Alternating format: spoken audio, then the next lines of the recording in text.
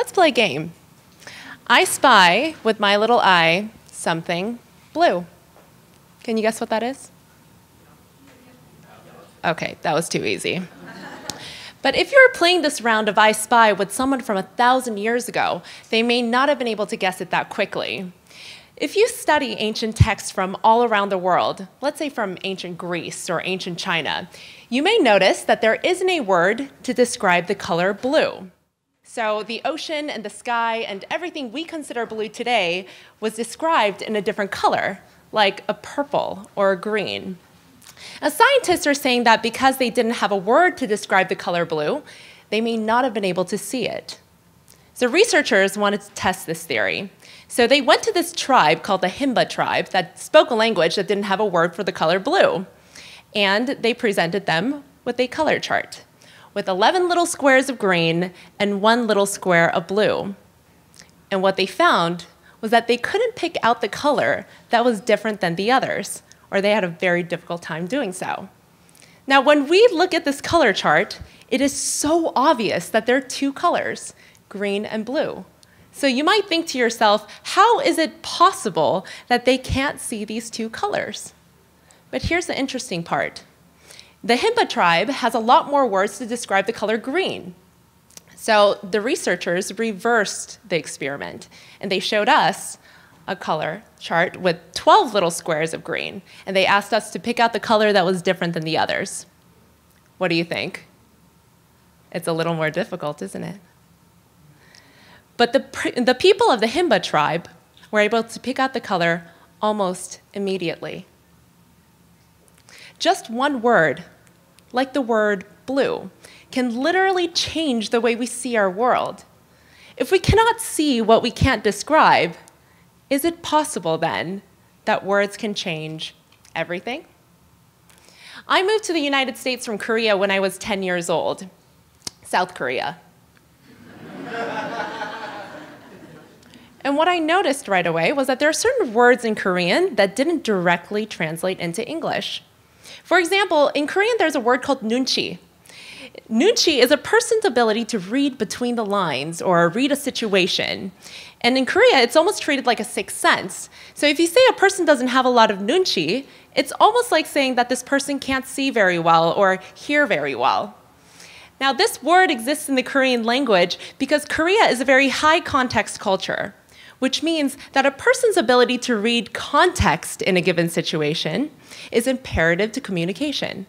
So your ability to read vocal variety, facial expressions, hand gestures, body movement is far more important than your ability to interpret words. It's kind of like dating. If you ask your girlfriend, babe, what's wrong?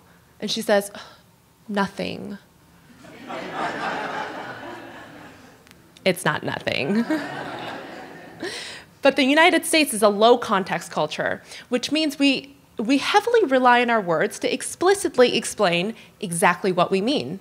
So nunchi is not as important in the American culture, which is why this word doesn't exist. The existence of a word, or the lack of existence of a word, can explain an entire cultural difference between 2 countries. And the number of words there are to describe a certain thing can explain how important something is to a culture. So in Brazil, there's this tribe that has 29 words for ants and their edible varieties. And in Hawaii, there's 108 words to say sweet potatoes. And I was like, wow, that is so cool. I wonder what's important in my culture. And I found out that in America, there are over 100 words to say money. The words that we assign to people, to places, to things can shape our reality. It can change what we see, what we experience, what we believe about ourselves, and what we believe about other people. A few years back, I volunteered at the juvenile hall, and my job was to go in once a week and help these juvenile delinquents with their homework. And I just happened to be assigned one of the highest security units, which meant that these kids that are locked up in this unit had committed some of the worst crimes, and a lot of them were tried as adults to 30, 40, even a lifetime in prison. And there are a lot of rules during study hall. They were not allowed to stand up. They were not allowed to get an extra pencil. They were not allowed to speak to each other. And they were certainly not allowed to touch anyone, especially not the volunteers. Now, on my first day, I remember walking in and feeling so uncomfortable because as I walked in, I saw some of these kids just start to snicker and whisper disrespectful things under their breaths. And I remember thinking, gosh, they're so different than anyone that I'd ever known. And there was this one kid who was the absolute worst. He would never pay attention. He always looked very angry. And sometimes he would just stand up in the middle of my lecture and start walking away back to his cell. And now he's not allowed to do that. So the guard would stand up and say, "You're going to lose your free time." And he would say, "I don't care." And then he'd just walk away. Now one day, I was working individually with these kids. And I sat next to this kid that kept standing up and walking away.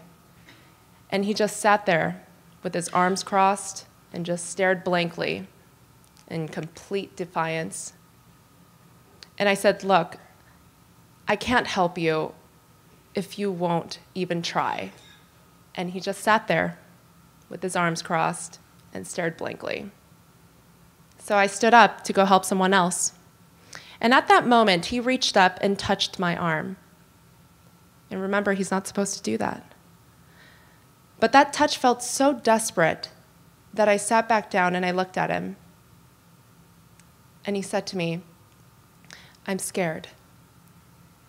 I'm going to turn 18 next month, and they're going to transfer me to the adult prison.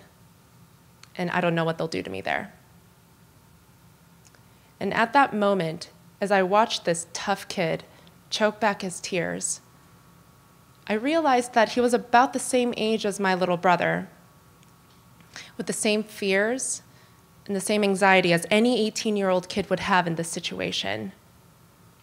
And all I wanted for him was for someone to show him some dignity and respect. So from then on, I just changed one word.